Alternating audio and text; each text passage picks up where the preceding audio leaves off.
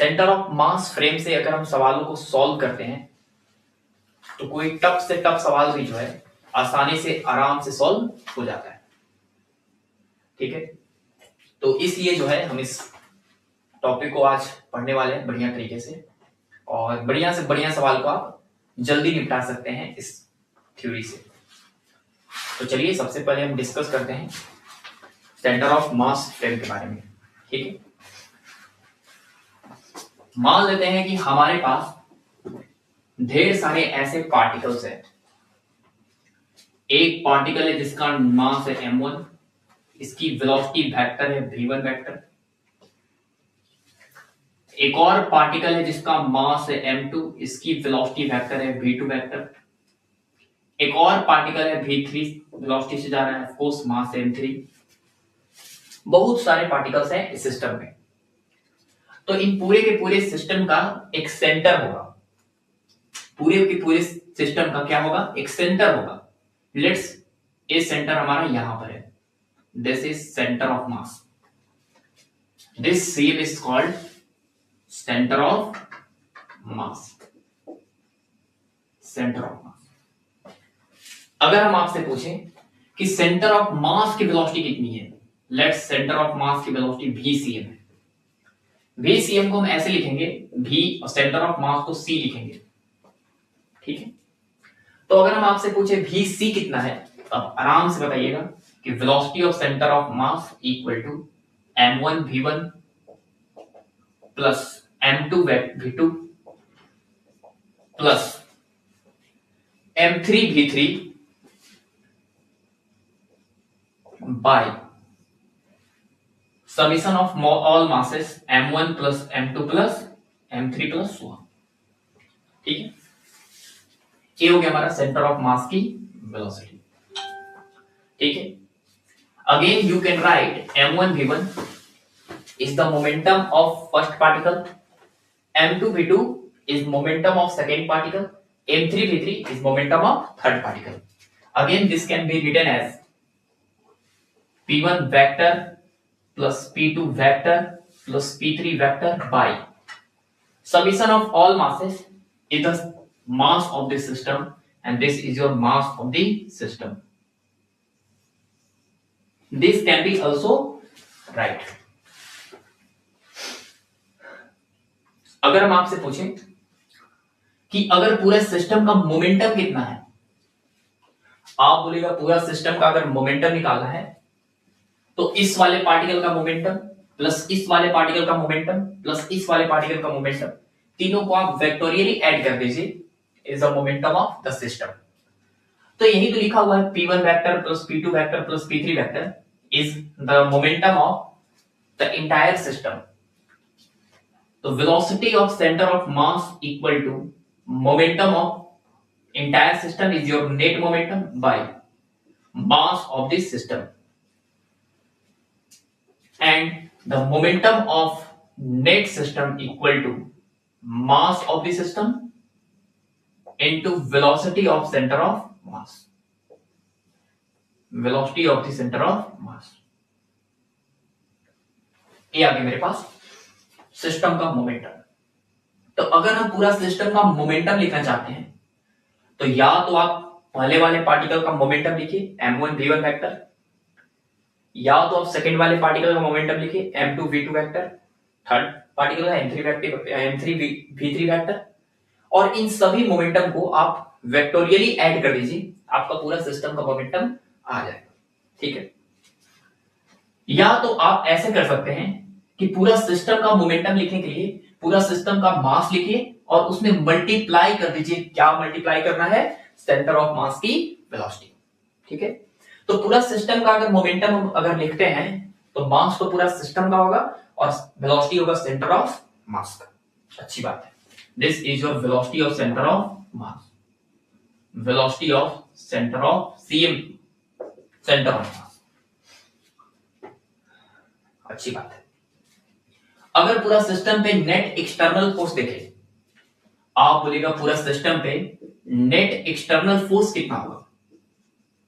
आपको पता है कि एक्सटर्नल फोर्स अगर निकालना है तो आप बोलते हैं change in momentum upon change in time. This is your d. P vector is your mass of system into velocity center of mass upon dt.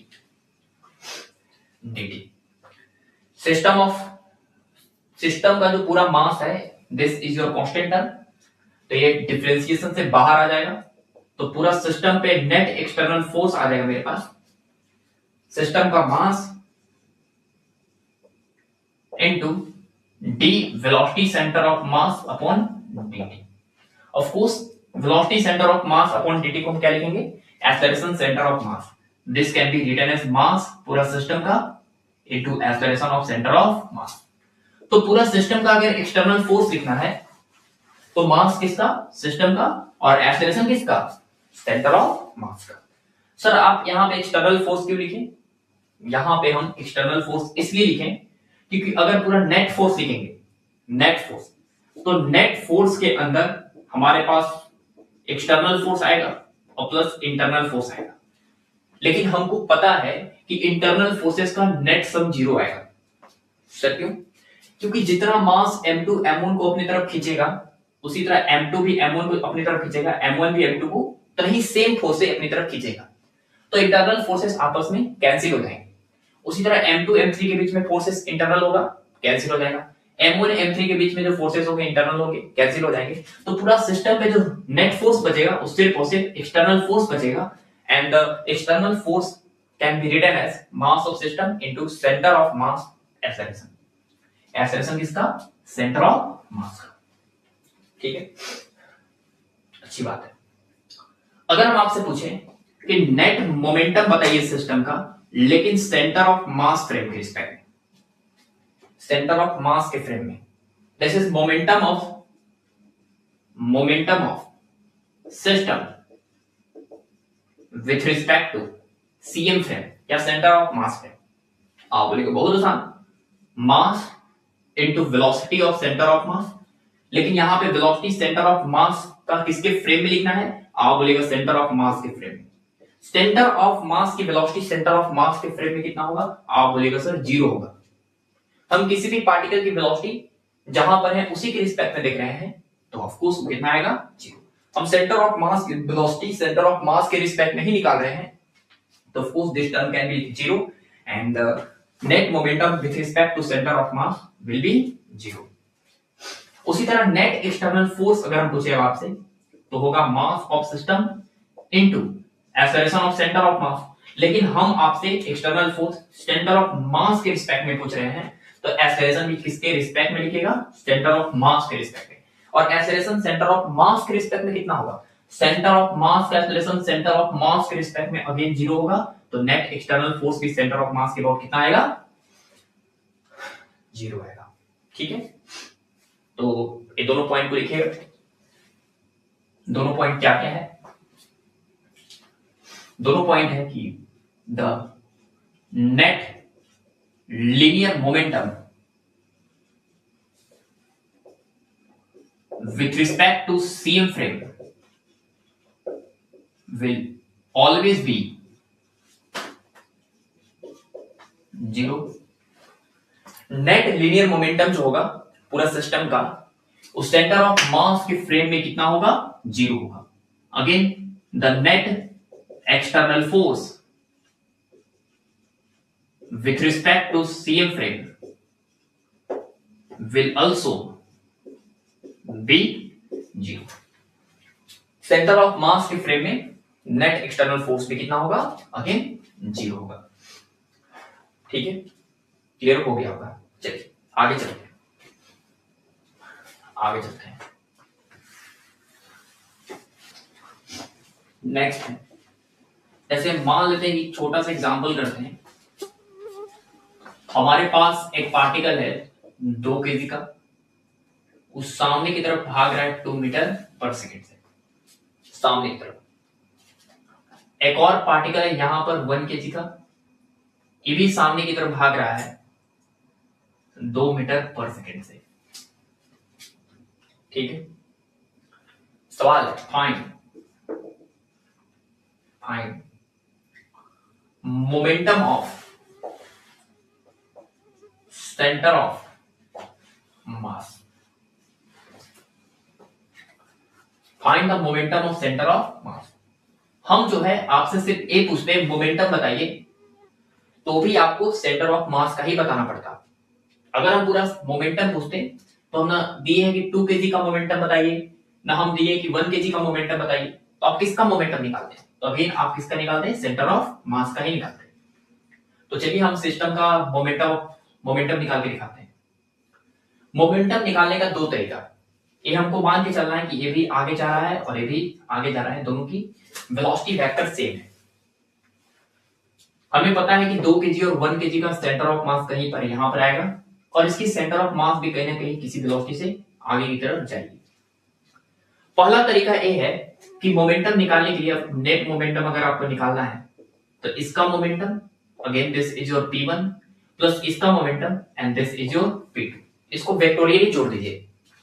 आप बोलिएगा पहले पार्टिकल का मोमेंटम, आप बोलिएगा मास 2 kg इनटू वेलोसिटी, वेलोसिटी सामने की तरफ है 2 मीटर पर सेकेंड आगे की तरफ, ठीक है, प्लस P2 इसका मोमेंटम होगा मास 1 kg इनटू वेलोसिटी सामने की तरफ है 2 मीटर पर सेकेंड सामने की तरफ, तो आ जाएगा मेरे पास 4 और 2 6 kg मीटर पर सेकेंड आगे की तरफ, ठीक है।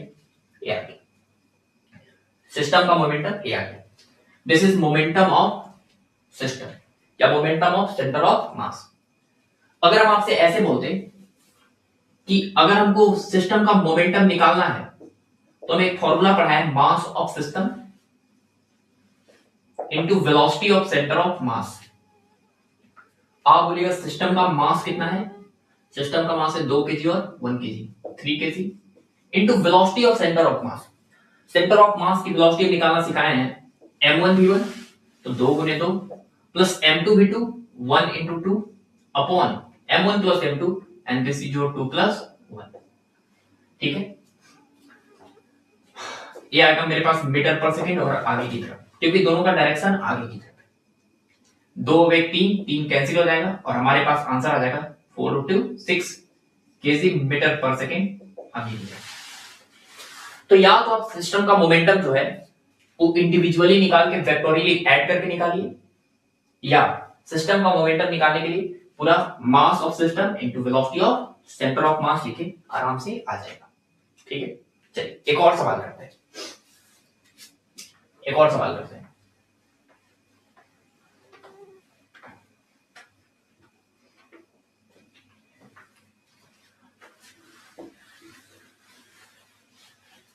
चलिए एक और सवाल करते हैं। देखिएगा हमारे पास एक 2 kg का पार्टिकल है, उसका एक्सेलरेशन है 2 मीटर पर सेकेंड स्क्वायर, ठीक है, ये भी सामने की तरफ है। एक पार्टिकल हमारा 4 kg का, इसका एक्सेलरेशन है पीछे की तरफ 1 मीटर पर सेकेंड स्क्वायर पीछे की तरफ। सवाल है हमारा, find external force acting on the system. ये पूरा का पूरा हमारा सिस्टम है, इस पूरे के पूरे सिस्टम पे कितना एक्सटर्नल फोर्स लगा है ये बताइए, बता देंगे। आप बोलेगा कि अगर एक्सटर्नल फोर्स पूरा सिस्टम में निकालना है तो नेट फोर्स इक्वल टू पहले वाले पार्टिकल पे फोर्स F1 वेक्टर प्लस दूसरे वाले पार्टिकल पे force F2 vector. F1 vector is your mass into acceleration, mass two acceleration है 2 लेकिन आगे की तरफ newton, plus F2 vector mass into acceleration, mass है 4 इनटू एक्सेलरेशन है 1 लेकिन पीछे की तरफ। आप बोलिएगा ये हो जाएगा 4 न्यूटन आगे की तरफ और एक 4 न्यूटन पीछे की तरफ, उसको माइनस करेंगे तो हो जाएगा आगे की तरफ, कट किया जाएगा 0 न्यूटन, ऑफ कोर्स आगे की तरफ। ध्यान से देखिए कि पूरे के पूरे सिस्टम पे नेट फोर्स कितना आया? 0 आया। कितना आया? 0। ऐसे निकाले। आप बोलिएगा सर इस नेट फोर्स को हम एक तरीके से और निकाल सकते हैं, कैसे? पूरा सिस्टम पे जो नेट फोर्स होता है, ठीक है, वो होता है मास ऑफ सिस्टम इनटू एक्सेलरेशन किसका? सेंटर ऑफ मास का। मास ऑफ सिस्टम इनटू एक्सेलरेशन किसका, सेंटर ऑफ मास का। सिस्टम का मास कितना है, आप बोलिएगा सिस्टम का मास है 2 + 4 इनटू एक्सेलरेशन सेंटर ऑफ मास कैसे निकालेंगे, आप बोलेगा m1 into a1 2 into 2 plus m2 into a2 of course 4 into -1 upon m1 plus m2 मतलब 2 + 4 2 + 2 4 2 + 4 कैंसिल हो जाएगा, ये 4 a -4 कट 0 आएगा। तो आप सिस्टम पे फोर्स जो है वो ऐसे भी निकाल सकते हैं और ऐसे भी निकाल सकते हैं, कोई दिक्कत नहीं, ठीक है। तो अब से जो है पूरा सिस्टम पे अगर कोई फोर्स पूछे तो आप सिस्टम पे फोर्स, सिस्टम का मास इनटू एक्सेलरेशन किसका लिखिएगा, सेंटर ऑफ मास का। तो इसके हेल्प से आप निकाल सकते हैं, ठीक है। चलिए आगे चलते हैं, आगे चलते हैं।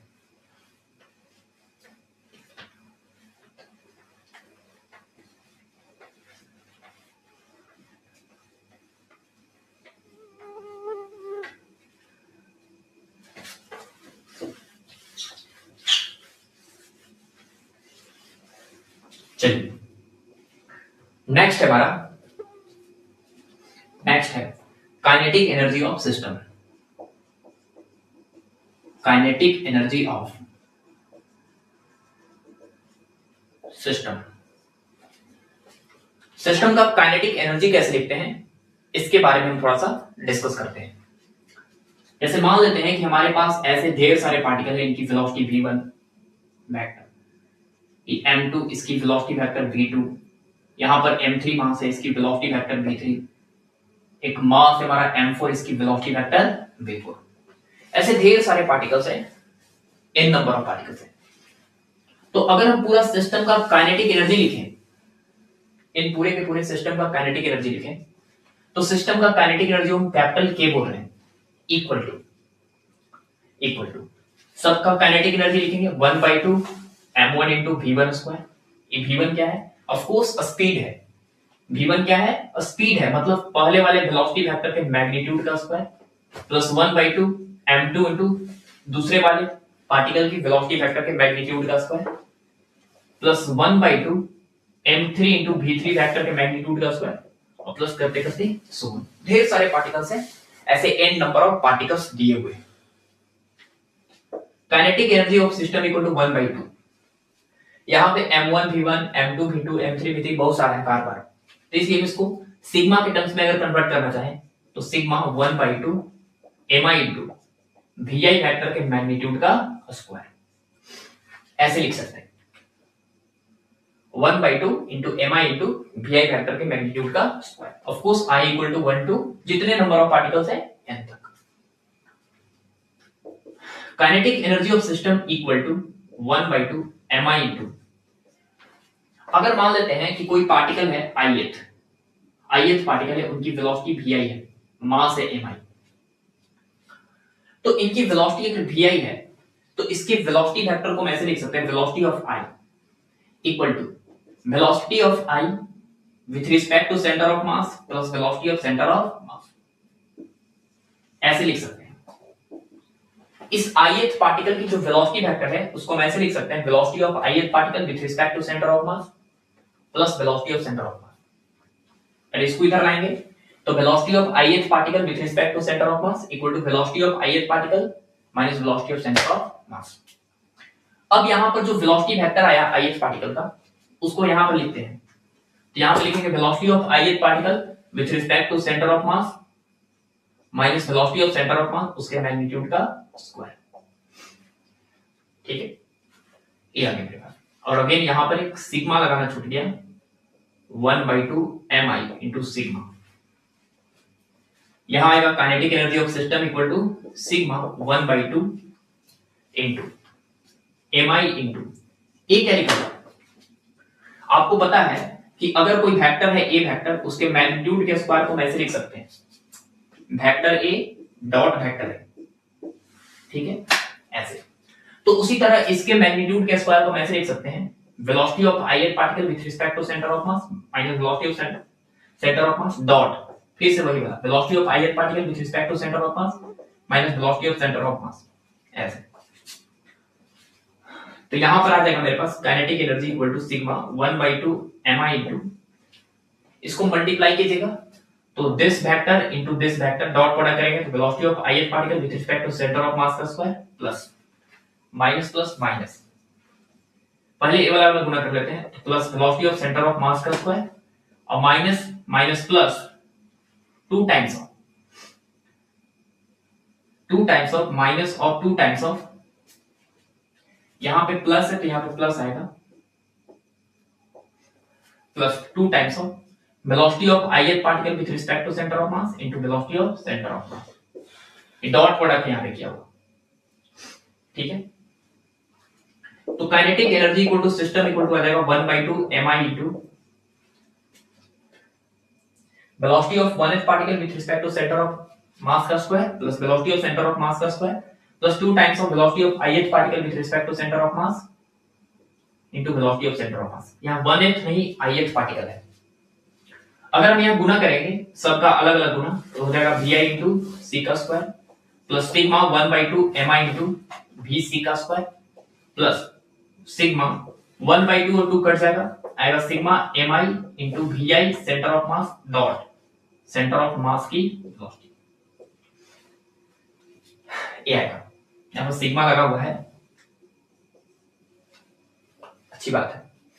तो यहां पे काइनेटिक एनर्जी पूरा सिस्टम का आ जाएगा 1/2 into mi into vi c का स्क्वायर सिग्मा प्लस, यहां पर वेलोसिटी सेंटर ऑफ मास का जो है उसका वैल्यू लिखा हुआ है तो कांस्टेंट होगा, तो यहां जाएगा 1/2 sigma mi into velocity of c का स्क्वायर, क्योंकि ये वाला टर्म कांस्टेंट है सिग्मा से इस पे लगेगा, और प्लस आपको दिख रहा है यहां पर कि mass of ith particle into velocity of ith particle, this is momentum of ith particle, लेकिन मोमेंटम ऑफ ith पार्टिकल किसके रिस्पेक्ट में, सेंटर ऑफ मास के रिस्पेक्ट में। हम पढ़ाए हैं आपको कि किसी भी पार्टिकल का मोमेंटम सेंटर ऑफ मास के ही रिस्पेक्ट में देखेंगे तो ये वाला टर्म कितना आएगा, 0 आएगा, तो दिस टर्म बिकम 0, तो बस इतना ही आएगा। तो काइनेटिक एनर्जी आ गया मेरे पास sigma 1/2 mi into vi c का square plus 1/2 sigma mi, sigma mi was mass of entire system is your system of mass into velocity of center of mass का स्क्वायर, इसको m लिख रहे हैं m vcm का square, ये आ गया मेरा पूरा सिस्टम का काइनेटिक एनर्जी। ध्यान से देखिए कि जो सिस्टम का काइनेटिक एनर्जी आया है इसमें दो टर्म है, एक टर्म ए और एक टर्म ए। ए हमको साफ दिख रहा है कि ये जो काइनेटिक एनर्जी है उस सेंटर ऑफ मास का है, तो this is kinetic energy of centre of mass. लेकिन ए क्या है, ए जो काइनेटिक एनर्जी आएगा पहले पार्टिकल का उसको लिखेंगे 1/2 m1 into v1 with respect to centre of mass का स्क्वायर, प्लस दूसरे पार्टिकल का plus 1/2 m2 into v2 with respect to centre of mass का स्क्वायर, तो this is kinetic energy with respect to centre of mass, with respect to centre of mass. मतलब पूरा system का kinetic energy को आप लिख सकते हैं kinetic energy with respect to centre of mass plus kinetic energy of centre of mass, ठीक है। तो आप इसको दो पार्ट में ब्रेक कर सकते हैं, kinetic energy with respect to centre of mass plus kinetic energy centre of mass, ठीक है। क्लियर हो गया होगा, चलिए आगे चलते हैं।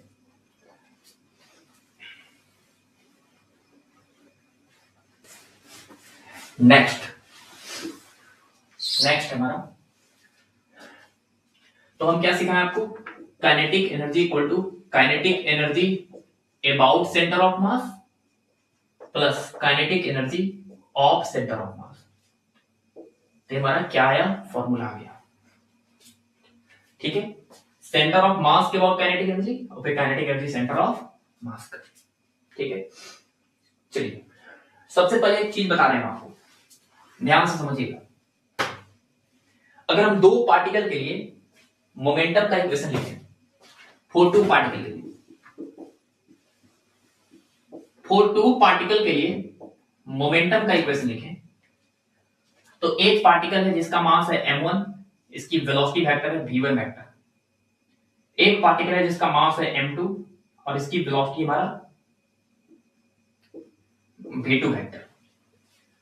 तो आपको पता है कि इसकी सेंटर ऑफ मास भी किसी ना किसी वेलोसिटी से मूव करेगी, तो this is your vc centre of mass की वेलोसिटी। तो अगर दो पार्टिकल के लिए हम अगर मोमेंटम लिखें तो पहले पार्टिकल का momentum with respect to centre of mass क्या लिखेंगे? आप बोलेगा पहले पार्टिकल का momentum with respect to centre of mass क्या होगा? तो मोमेंटम ऑफ पार्टिकल, पहले पार्टिकल, तो this is m1 into velocity of first particle with respect to centre of mass. आप बोलेगा sir m1 into velocity of first particle with respect to centre of mass is your velocity of first particle minus velocity of centre of mass. ठीक है, आपको पता है कि m1 into v1 vector minus centre of mass की velocity. Centre of mass की velocity आपको पहले से पता है क्या होता है?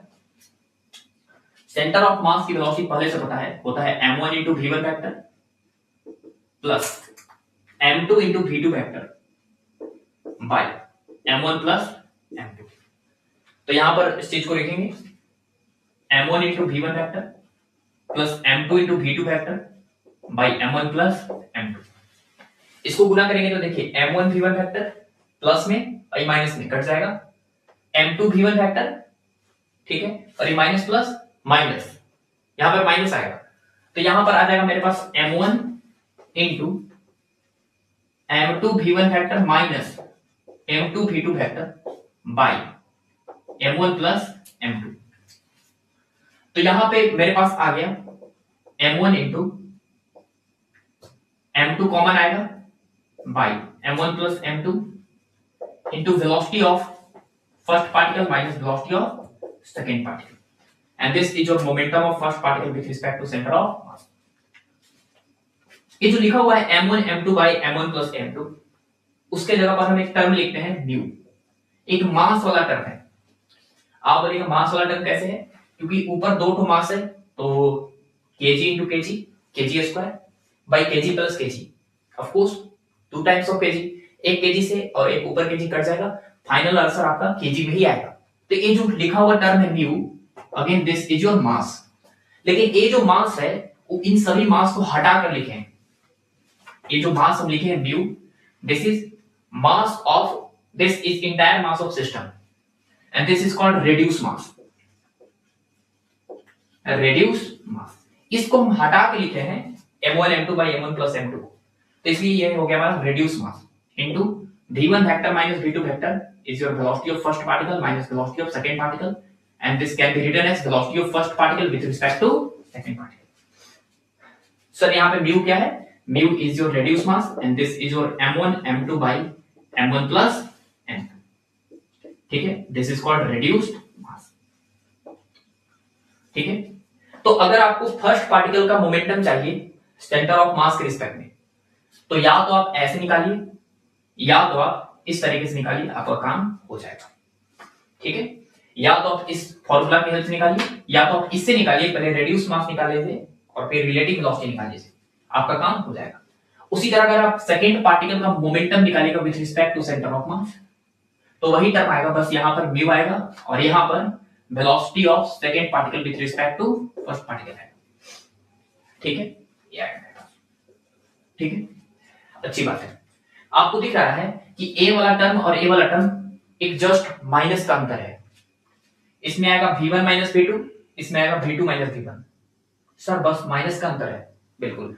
तो ए वाला मोमेंटम और ए वाला मोमेंटम जो है उसका मैग्नीट्यूड तो सेम होगा, क्योंकि इसकी वैल्यू और इसकी वैल्यू सेम होगी, मैग्नीट्यूड सेम होगा बट डायरेक्शन अपोजिट होगा। तो हम यहां पे लिख सकते हैं momentum of first particle with respect to centre of mass बराबर velocity of, sorry, momentum of second particle with respect to centre of mass, but यहां पे क्या लग जाएगा, यहां पे माइनस। मैग्नीट्यूड वाइज देखें तो momentum of first particle with respect to centre of mass बराबर momentum of second particle with respect to centre of mass बराबर mu into v1 minus v2 का मैग्नीट्यूड या v2 माइनस v1 का magnitude same आएगा, इसको v relative बोल देते हैं। क्या बोलते हैं? v relative. और ये फॉर्मूला जो है आपको याद कर लेना है, ठीक है, म्यू इनटू v रिलेटिव। ऐसे तो सर पूरा सिस्टम का net momentum centre of mass के रिस्पेक्ट में जीरो आएगा, बिल्कुल आएगा, आप करके देख लीजिए। नेट मोमेंटम जो है सिस्टम का वो आएगा momentum of one respect to centre of mass plus momentum of second with respect to centre of mass equal to, एक दूसरे से इक्वल अपोजिट करके कितना आएगा? जीरो। आना भी चाहिए। अगर हम पूरा सिस्टम का मोमेंटम सेंटर ऑफ मास के रिस्पेक्ट में ही देखेंगे तो अगेन कितना आएगा? जीरो ही आएगा, ठीक है। तो आपको ये फॉर्मूला याद रखना है, momentum of first particle with respect to centre of mass बराबर momentum of second particle with respect to centre of mass equal to mu into v relative. ठीक है, चलिए इस पे एक सवाल करके दिखाते हैं आराम से।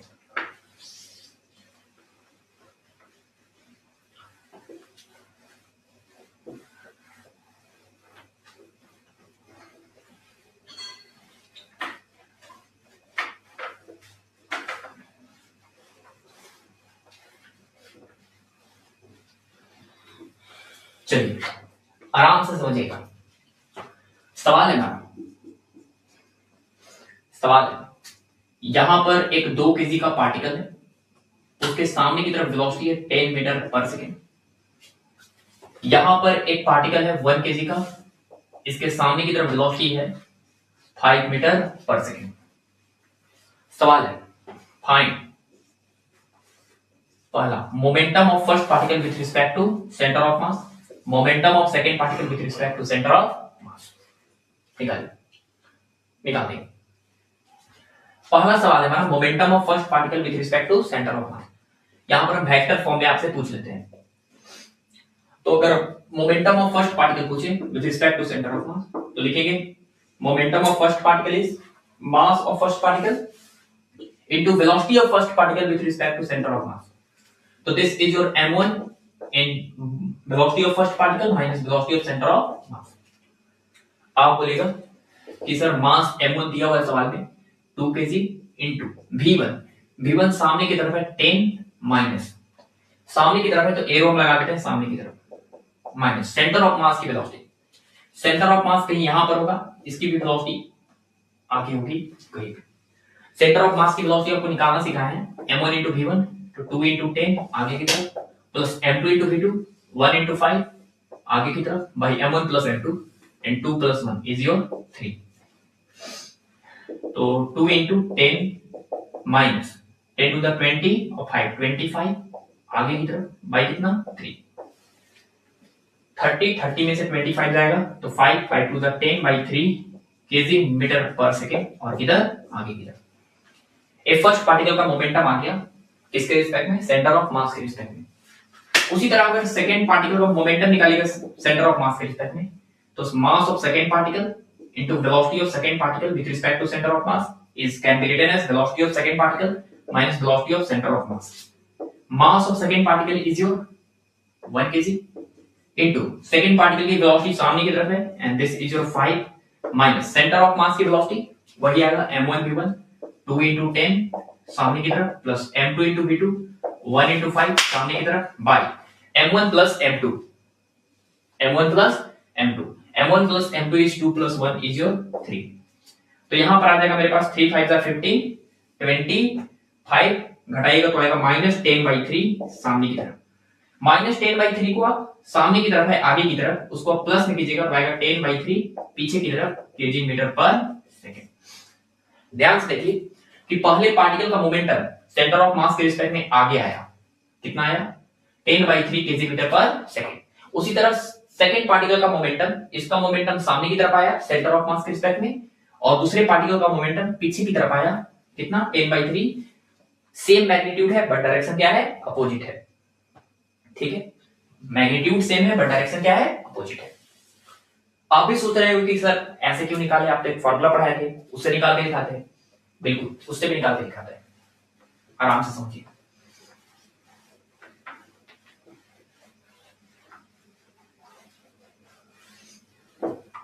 उससे भी निकाल के दिखाते हैं, आराम से समझिए।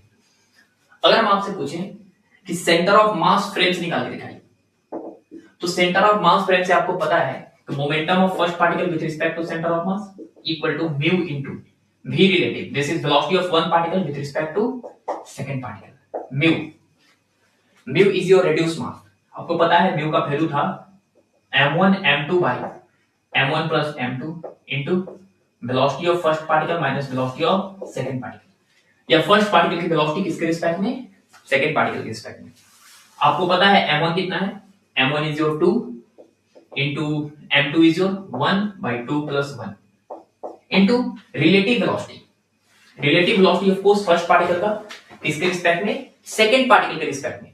आपको पता है कि जिसका रिलेटिव वेलोसिटी निकाला रहता है जिसके रिस्पेक्ट में, उसको रेस्ट पे लाते हैं। तो सेकंड पार्टिकल के रिस्पेक्ट में लाना है तो इसको रेस्ट पे लाएंगे और इसकी वेलोसिटी को उल्टा करके जोड़ देंगे।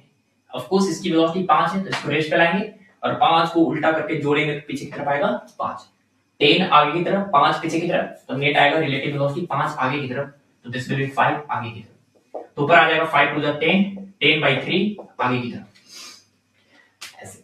ठीक है। उसी तरह सेकंड पार्टिकल का मोमेंटम बताना है सेंटर ऑफ मास के रिस्पेक्ट में, तो क्या लिखेंगे, mu into velocity of second particle with respect to first particle.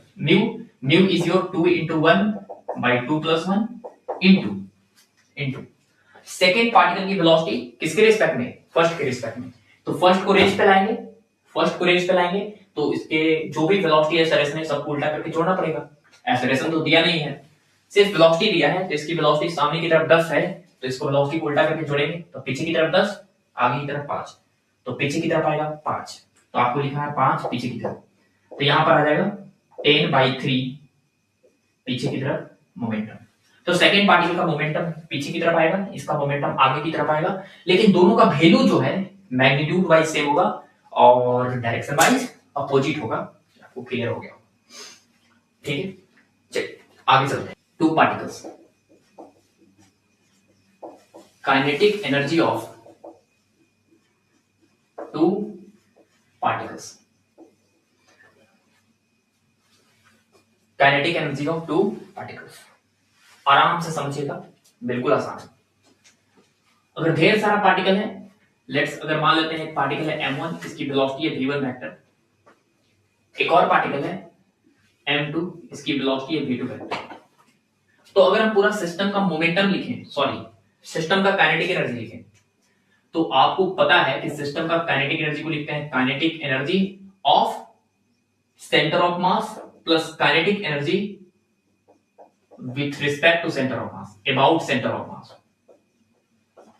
हम आपको पीछे पढ़ा है kinetic energy of centre of mass plus kinetic energy about centre of mass. तो आप बोलिएगा kinetic energy centre of mass का, सेंटर ऑफ मास का काइनेटिक एनर्जी होगा 1/2 mass of entire system into centre of mass की velocity का square, plus kinetic energy about centre of mass is your first particle का kinetic energy 1/2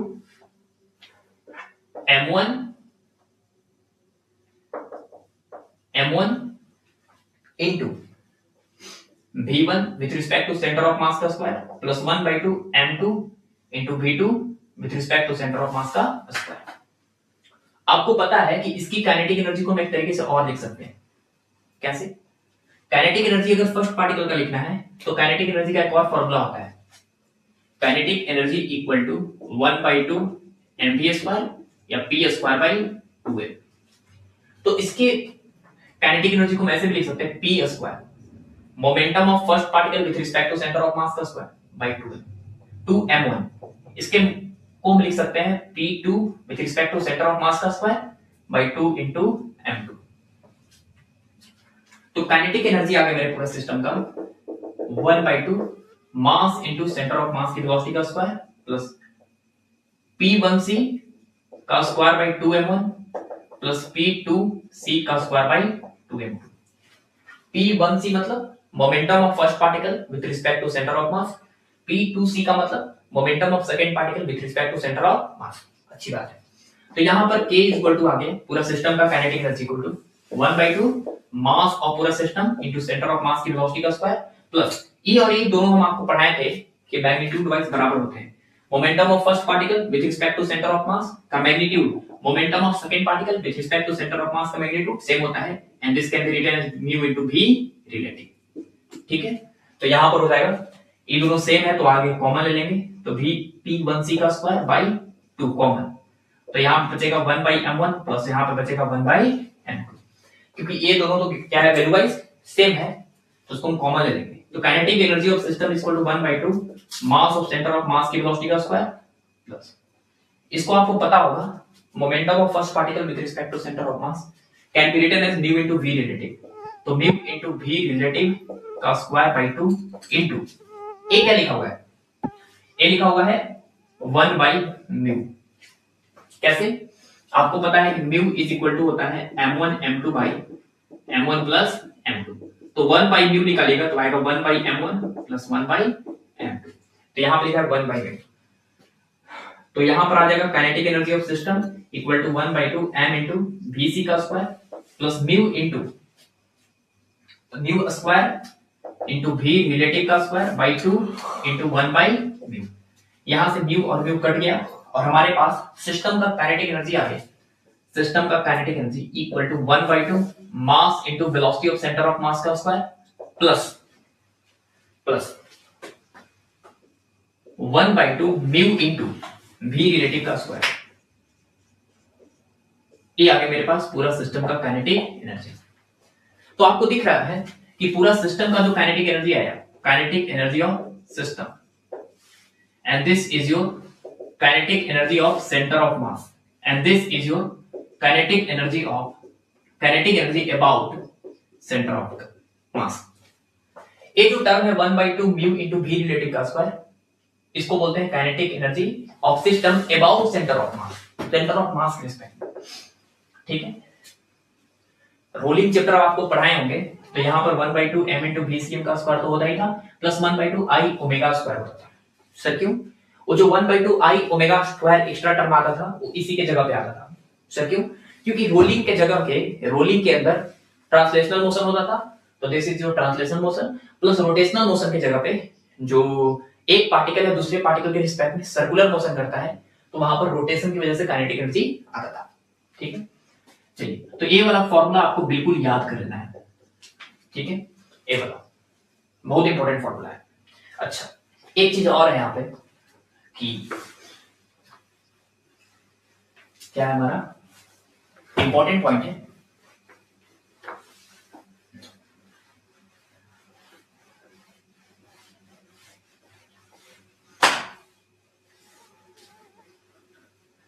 एक point हमारा important, देखिएगा आराम से समझिएगा कि अगर मान लेते हैं कि पूरा सिस्टम पे नेट एक्सटर्नल फोर्स 0 है, पूरा सिस्टम पे अगर नेट एक्सटर्नल फोर्स अगर 0 है, तो आपको पता है कि सेंटर ऑफ मास का जो एक्सेलरेशन होगा कितना होगा, 0।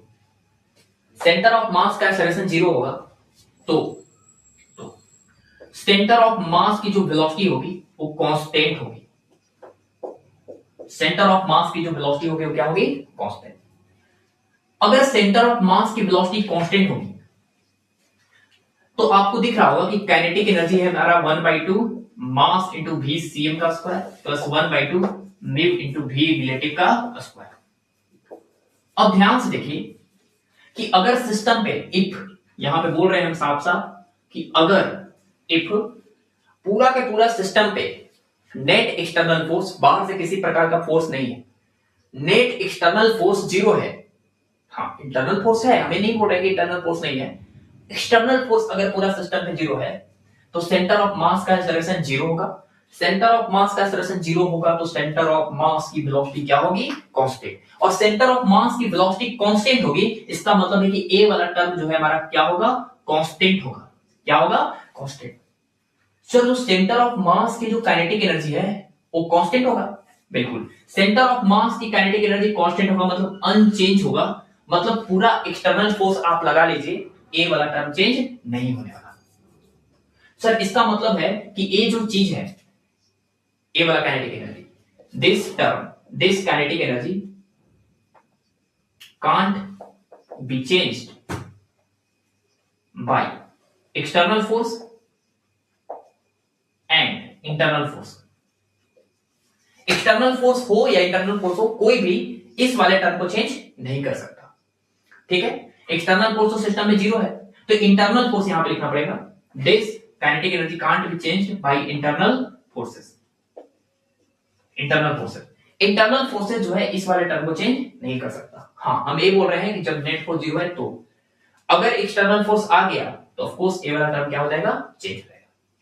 ठीक है सर, ए वाला जो है, this kinetic energy can be changed by internal forces. जो इंटरनल फोर्सेस जो बाहर से लगते हैं फोर्सेस, वो इस टर्म को चेंज नहीं करता है, लेकिन इंटरनल फोर्सेस इस काइनेटिक एनर्जी को चेंज कर सकते हैं। ठीक है, this is kinetic energy with respect to centre of mass, with respect to centre of mass. ठीक है, तो ए वाला टर्म चेंज हो सकता है उस इंटरनल फोर्सेस के द्वारा, ए नहीं चेंज होगा। ठीक है, ए सिर्फ और सिर्फ एक्सटर्नल फोर्सेस से चेंज हो सकता है और एक्सटर्नल फोर्सेस सिस्टम में कितना है, 0 है। अच्छा, तो ये क्लियर हो गया होगा। अगर हम आपसे पूछे change in kinetic energy on external force 0 is equal to A वाला टर्म तो चेंज होगा नहीं, तो सिर्फ ए वाला चेंज होगा। तो this can be written as 1/2 mu into v relative final का square minus 1/2 mu into v relative का स्क्वायर, लेकिन इनिशियल का स्क्वायर, या आप ऐसे बोल सकते हैं 1/2 mu into v relative final का square minus v relative initial का square, and this is your change in kinetic energy. और ये फॉर्मूला आपको तब लगाना है जब पूरा सिस्टम पे नेट एक्सटर्नल फोर्स क्या हो, 0, क्योंकि ये वाला टर्म तो चेंज नहीं होगा, इसका चेंज कितना आएगा, 0 आएगा। तो ये वाला टर्म 0 आएगा इसका चेंज, तो इस केस में सिर्फ यही वाला टर्म चेंज होगा। ठीक है, चलिए आगे चलते हैं। सवाल है हमारा कि एक लॉन्ग प्लैंक है इस तरह का, मास हमारा दिया हुआ है 10 kg और ये बिल्कुल स्मूथ सरफेस पे रखा हुआ है। ये जो लॉन्ग प्लैंक है, सरफेस कैसा है, स्मूथ। इस लॉन्ग प्लैंक के ऊपर जो है एक और ब्लॉक रखा हुआ है जिसका मास दिया हुआ है 5 kg और सामने की तरफ इसको स्पीड दिया हुआ है 5 मीटर पर सेकेंड। आपको पता है कि नीचे वाला सरफेस क्या है, स्मूथ, और ये जो इस वाले सरफेस और इस वाले सरफेस जो है वो बिल्कुल रफ दिए हुए हैं, और ऊपर वाले ब्लॉक को सामने की तरफ स्पीड दिए हैं 5 मीटर पर सेकेंड। सवाल है find the work done by friction. सोचते हैं कैसे बनेगा, आराम से समझिएगा। जब हम नीचे वाले ब्लॉक के रिस्पेक्ट में ऊपर वाले ब्लॉक को सामने की तरफ स्पीड दी है 5 मीटर पर सेकेंड, आप बोलेगा नीचे वाले रिस्पेक्ट में क्यों, क्योंकि नीचे वाले सरफेस इनिशियली रेस्ट पे है, नीचे वाला ब्लॉक इनिशियली रेस्ट पे है, तो नीचे वाले ब्लॉक के रिस्पेक्ट में रिलेटिव वेलोसिटी होगा आगे की तरफ। आपको पता है कि यहां पर रिलेटिव वेलोसिटी हो रहा है, तो इस 5 kg के ब्लॉक पे फ्रिक्शन लगेगा पीछे की तरफ, 10 kg वाला ब्लॉक लगाएगा, वो भी कौन सा, काइनेटिक। पीछे की तरफ 5 kg के ब्लॉक पे काइनेटिक फ्रिक्शन किधर रहेगा, पीछे। उसी तरह न्यूटन के थर्ड लॉ से 5 kg का ब्लॉक 10 kg के ब्लॉक पे फोर्स लगाएगा आगे की तरफ, उसको सेम फोर्स सेम फ्रिक्शन आगे की तरफ। आपको पता है कि 5 kg के ब्लॉक पे फोर्स है पीछे की तरफ, तो एक्सेलरेशन आएगा पीछे की तरफ। 10 kg के ब्लॉक पे फ्रिक्शन है आगे की तरफ, तो एक्सेलरेशन आएगा सामने की तरफ। ए वाला जो एक्सेलरेशन है 5 kg के ब्लॉक पे पीछे की तरफ, वो इसके स्पीड को लगातार घटाएगा, इसके स्पीड को 5 मीटर पर सेकंड के स्पीड को लगातार घटाएगा। लेकिन जो 10 kg का जो ब्लॉक है उसका सामने की तरफ जो एक्सेलरेशन है, वो ए एक्सेलरेशन इसके ब्लॉक की स्पीड को लगातार बढ़ाएगा। 10 kg की स्पीड शुरुआत में 0 था और 5 kg के ब्लॉक का स्पीड सामने की तरफ कितना था, 5 था। शुरुआत वाला 10 का 0 और इसका 5। जैसे जैसे टाइम बढ़ेगा इसकी वेलोसिटी 5 kg वाले की लगातार घटेगी और 10 kg वाला का लगातार स्पीड बढ़ेगा। 5 kg वाला का स्पीड लगातार घटेगा और 10 kg वाला का लगातार स्पीड बढ़ेगा, और घटते बढ़ते एक समय आएगा जब दोनों की वेलोसिटी सेम हो जाएगी। जब दोनों की वेलोसिटी सेम हो जाएगी तो एक प्लैंक जो है कुछ आगे आ जाएगा, ऐसे यहां पर 5 kg का ब्लॉक यहां पे आ जाएगा, 10 kg का ब्लॉक यहां पर आ जाएगा, और इसकी भी स्पीड सामने की तरफ v हो जाएगी और इसकी भी सामने की तरफ स्पीड कितनी हो जाएगी, v हो जाएगी। आपको पता है कि जैसे ही दोनों का स्पीड सेम हो गया तो यहां पर रिलेटिव वेलोसिटी कितना हो गया, 0। रिलेटिव वेलोसिटी 0 हो गया तो यहां पर किसी प्रकार का कोई फ्रिक्शन नहीं लगेगा। काइनेटिक फ्रिक्शन कितना हो जाएगा, 0। काइनेटिक फ्रिक्शन 0 हो जाएगा। उसके बाद तो सिर्फ और सिर्फ काइनेटिक फ्रिक्शन कहां से कहां तक वर्क किया, जब 5 kg का ब्लॉक यहां से आके यहां तक पहुंच गया। तो आपको बताना है कि वो वर्क कितना हुआ फ्रिक्शन का। स्टैटिक फ्रिक्शन होता तो वर्क हम तुरंत 0 बोल देते, लेकिन काइनेटिक फ्रिक्शन है तो इसलिए हम 0 वर्क नहीं बोल सकते हैं, यहां पे कुछ ना कुछ एनर्जी में लॉस हुआ है।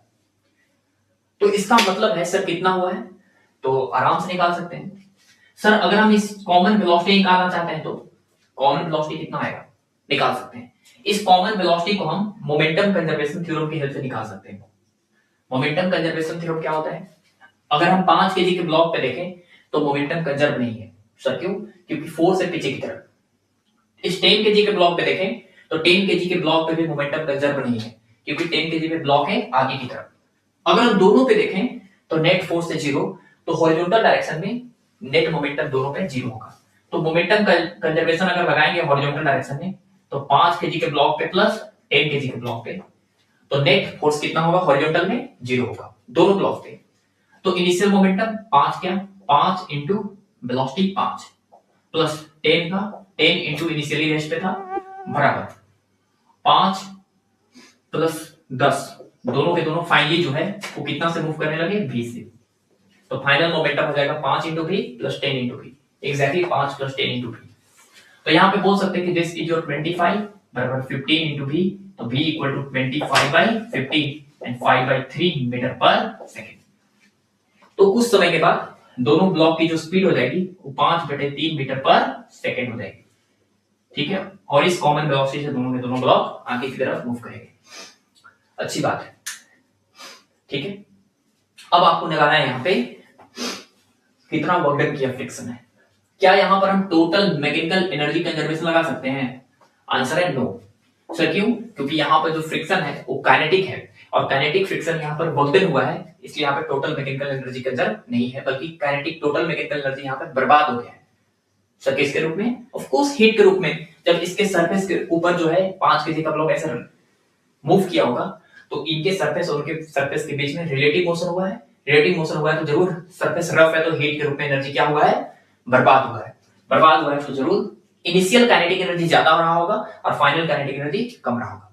तो अगर यहां पर हम ए नहीं लगा सकते हैं तो हम लगाएंगे यहां पर वर्क एनर्जी थ्योरम।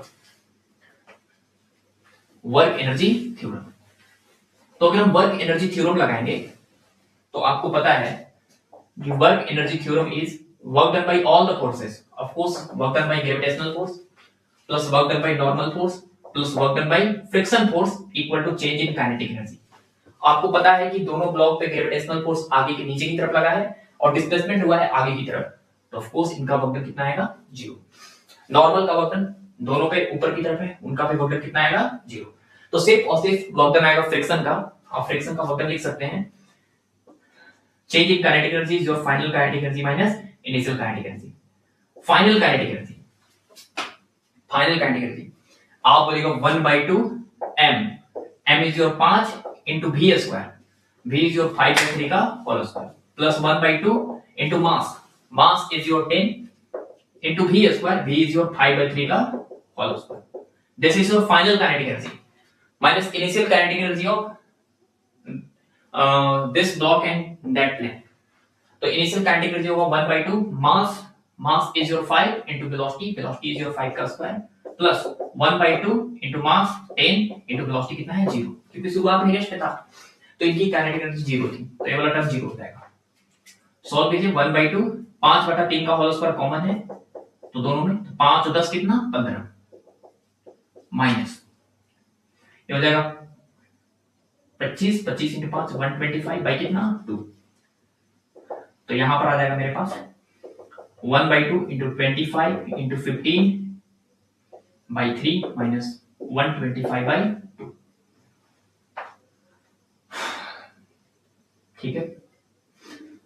3 3 जा 9 हो जाएगा यहाँ पे, तो यहां से 5 3 जा 15, 3 3 जा 9, तो हो जाएगा 125 बाई 6 माइनस 125 बाई 2। 125 कॉमन लेंगे तो हो जाएगा मेरे पास 6 और 2 का एलसीएम, ऑफ कोर्स 6 होगा तो 1 माइनस 3 तो हो जाएगा माइनस 250 बाई 6, और ऐसे बोल सकते हैं माइनस 125 बाई 3।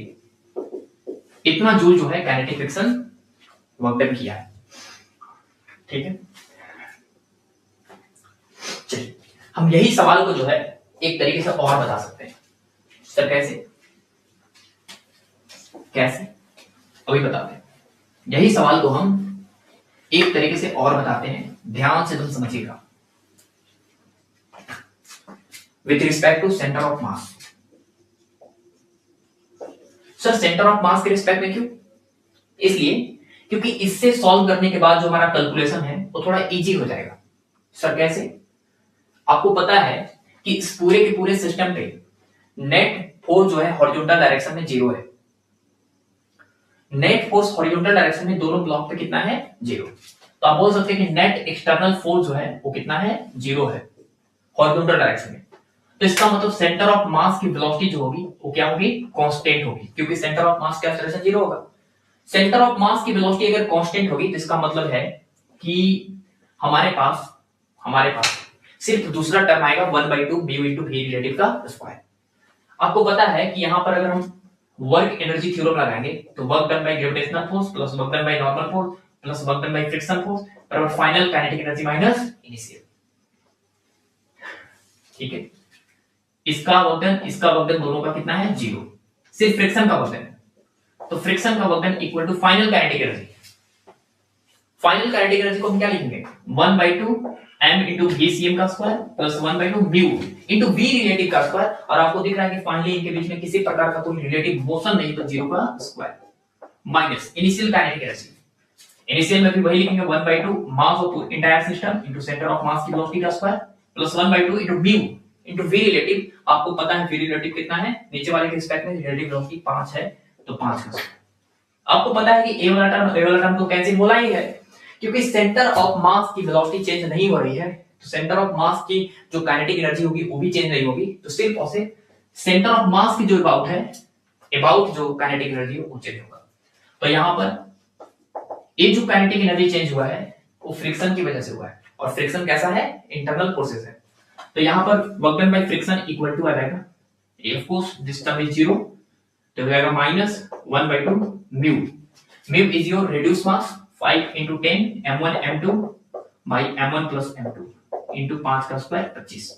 तो work done by friction equal to आ जाएगा 2 से 5 बार में, तो आ जाएगा मेरे पास minus 25 into 25 by 10 15 3 5 are 15 5 5 are 25 and this will be come to 1 minus 125 by 3 joule.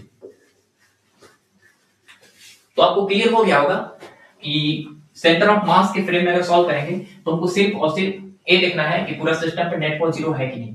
अगर 0 है तो ए वाला एक्स्ट्रा टर्म कैंसिल हो जाएगा और हमारे पास सिर्फ और सिर्फ ए वाला टर्म दिखाएगा। ठीक है, चलिए आगे चलते हैं।